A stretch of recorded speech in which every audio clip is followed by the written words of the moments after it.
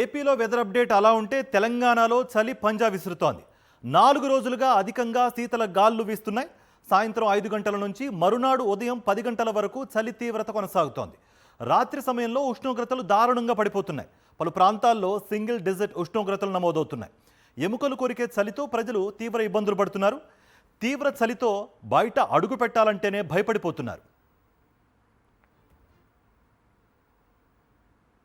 మరో 36 గంటల పాటు తెలంగాణలో చలి తీవ్రత అధికంగా ఉంటుందని వాతావరణ శాఖ అధికారులు అంచనా వేశారు. ఆ తర్వాత చలి కాస్త తగ్గి సాధారణ ఉష్ణోగ్రతలు నమోదవుతాయని చెప్పారు. ప్రజలు అప్రమత్తంగా ఉండాలని కూడా సూచించారు. మరోవైపు గురువారం రాత్రి 14 జిల్లాల్లో సింగిల్ డిజిట్ ఉష్ణోగ్రతలు నమోదయ్యాయి. అత్యల్పంగా సంగారెడ్డి జిల్లా కోహిర్లో 5.6 డిగ్రీల టెంపరేచర్ రికార్డైంది.